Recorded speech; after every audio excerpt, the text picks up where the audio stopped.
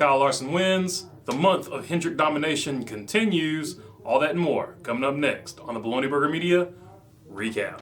So Kyle Larson wins in dominating fashion, and for the first time in a long time, something stupid doesn't happen and he actually wins the race. He leads 327 laps in that race, won all three stages, and of course the race itself. Completely dominating performance from start to finish, and like I said, he sealed the deal this time, so this will shut up all of the haters, at least for the time being. He is proven to be the absolute best driver this season. I know Denny Hamlin has outpointed him with more consistent finishes, but Kyle Larson has had some DNFs and some mechanical problems, but if it wasn't for that, he would by far be the best driver this season, and it's making Rick Hendrick kind of look like a genius. And Hendrick Motorsports is doing good itself right now, but how mad does Tony Stewart have to be right now? Tony Stewart, of course, was obviously pushing really hard to land Kyle Larson, and of course he ended up going to Hendrick. So let's look at that dominance. Kyle Larson has led over 1,000 laps this season. He has won 9 stages, he has 2 victories, and his big weakness coming into the season was road courses, and he has improved on those. In fact, last week, if the race hadn't been shortened because of rain, he probably would have won that race because Chase Elliott, by all accounts, was going to run out of gas, so he would actually have 3 wins and be a road course winner. So Kyle Larson, even at his historically weaker tracks, is now dominating those as well. So he has sharpened his game, and he has come back, and he is looking really good. Hendrick Motorsports itself, though, is looking really good. It is an absolute month of domination for Rick Hendrick and the boys. 6 wins in 15 races, the reigning champ, 3 straight, and in those 3 straight wins, there were 2 1-2 finishes, and of course at Dover they had the 1-2-3-4 historical NASCAR finish for a team.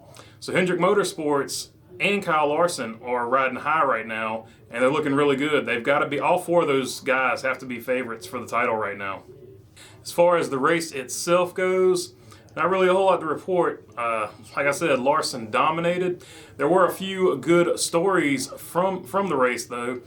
The good, of course, being Denny Hamlin continues his streak of consistency. He's just not really contending for wins, but he is just boom, boom, boom at a really high level. He's getting top 10s, top 5s, top 10s, top 5s. The guy, I think only maybe once or twice this season has finished outside of the top 10. That is very impressive. He just hasn't quite been contending for wins recently, at least.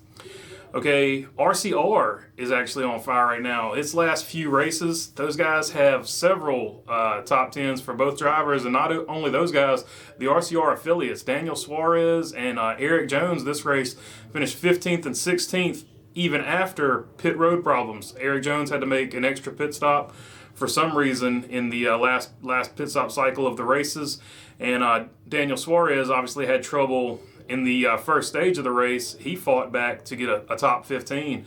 So the RCR cars are showing a lot of speed recently, and if you go back, they've actually been showing speed. If you go all the way back to Austin Dillon's Chase playoff run last year, that's when they started to turn around and you started to see some speed. And I think part of that is Chevrolet made Hendrick and RCR combine their efforts together with a new engine package.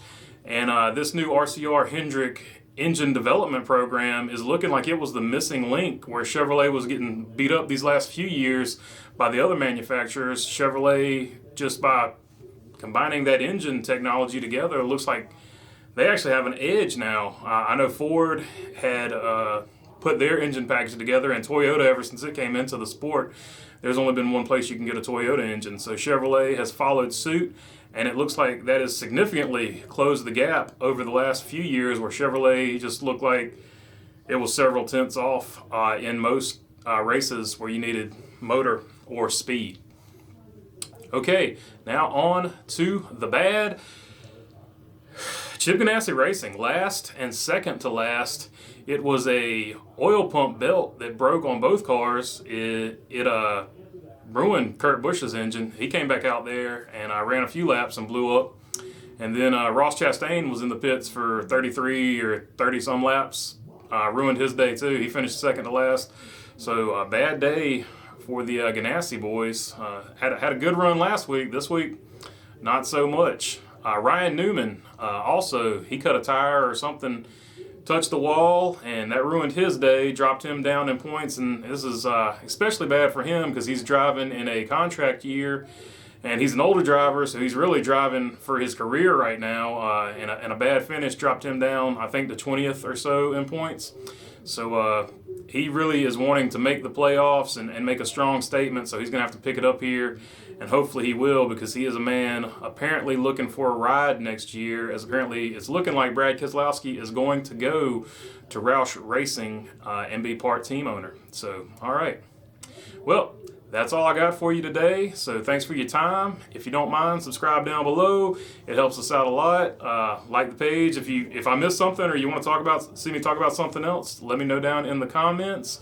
And other than that, thanks for your time. Peace.